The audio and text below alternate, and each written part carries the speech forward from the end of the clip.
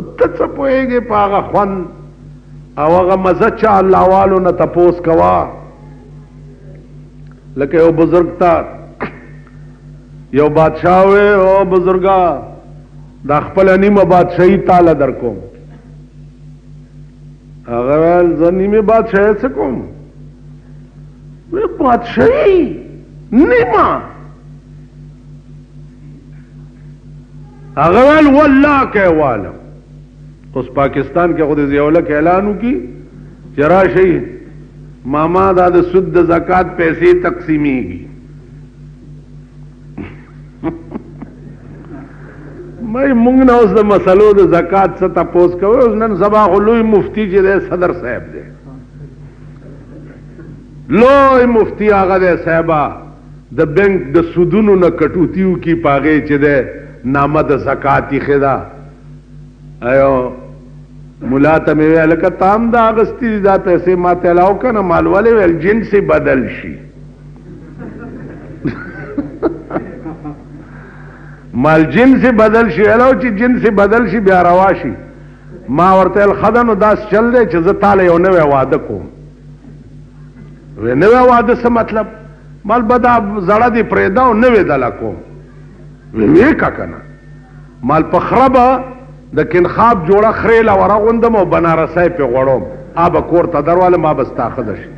نو ما ته خره چېرته ښځه کېږي نو مال سود چېرته حلالیږي او سود زکات کېږي. جنس بدل شي. تاسو خیال راغی جی؟ نو عرض میں دا عزیزانو چا بزرگ ورتل زه نیمه بادشاہی زه څه کوم د نه عالم. بھائی برائے خدا بادشاہی نیمه در کو ابھی نه عالم. پرونه خبره درته وکم پرونه نا جنیجو ډیرو ته تلو نو بیا د مفتی صاحب قبر ته ورغلی چې قبر ته ورغلی دی نو هلته د مفتی صاحب زوی فضل الرحمن و اخر ستړي مشي خوار مشي د پښتو ملک دی خلک خدا سي کوي که الله چې په دې خلقو تیاره راغلی ده چې وزیر اعظم څنګه فضل الرحمن ته ورغی او د مفتی محمود قبر ته ورغی. نو ما وی چې دا د جنا صاحب قبر ته دا دنیا راځي او د ګلونو صادرې پیاچي د دنیا بادشاہان راځي د ګلونو صادرې پیاچي پاغي دی چا کور مران نشو او که جنیجو د مفتی محمود قبر ته لاړو نو تاسو نه ښځې وتښتېد. جنیجو څه و مفتی محمود صاحب قبر ته چې هغه تلی کېدی شي چې لا خدای لاندې رانیولی مي. تاسو خیال راغی جنیجو څه یو بل قسم تیاره ده په دې.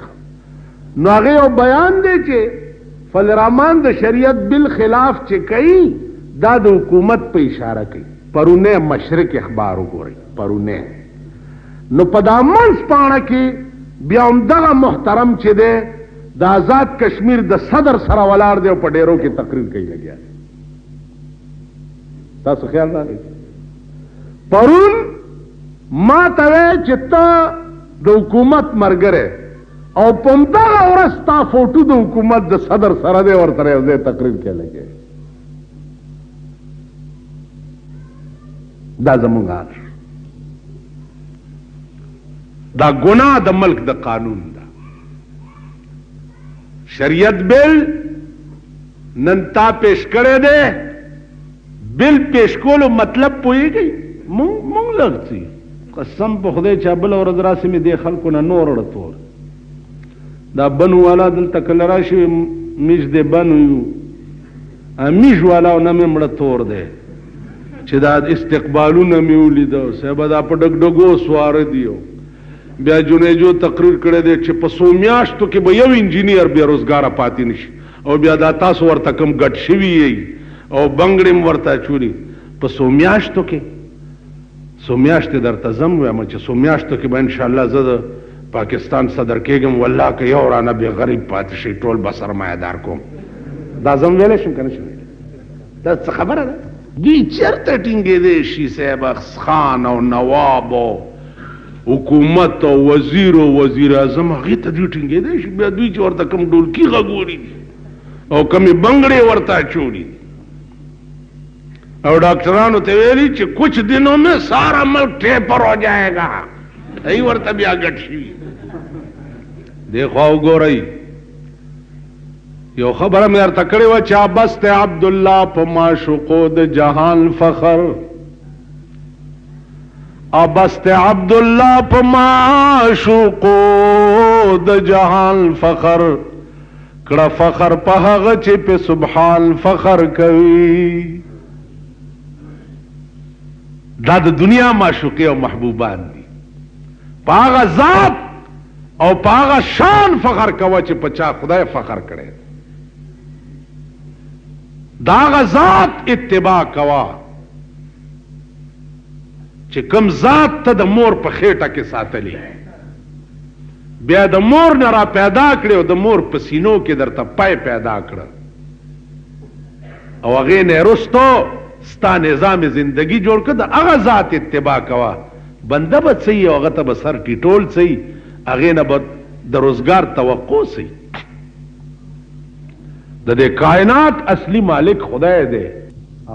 عزیزانو دا هغه عاشقان دي چا وایي چې گنج د عقل زار شه د عاشق تر ساس کی اوخي. نه خروار د عقل نه د عشق یوه دانه. ځکه زاهد زهد که د یو جنت د پاره سر خندلی نشي په اوربل د جانانه. دا هغه عشاق دي او دا هغه خلق دی. باقی تفصیلات د زکات متعلق پاتې شو. الله چې په دې مسلو مونږ نه هم ښه پوهېږئ. ته پوه شوې؟ 52 تولې سپین زر د هغې قیمت 2250 روپۍ راځي، تقریبا 300. دومره چې چا سره نغدي وي او کال پې تیر شي نو 2.5% زکات به ورکوي. د ښځو کالي چې 9 تولې وي نو بیا به پکې زکات ورکوي. چې 9 نه کم وي او نغدې پیسې ښځې سره نصاب پوره نه وي نو بیا په دې کالو کې زکات نشته. او چې نغد ور سره نصاب 2-3 روپۍ وي نو بیا که یو توله سره زر په د ښځه هم په دې کې زکات ورکوي. باقی کالی د ښځې دي او که د سړي دي چې ښځې له دې ورکړي د ښځې دي، ستا دغه پلار نه دي. واخر دعوانا ان الحمدلله.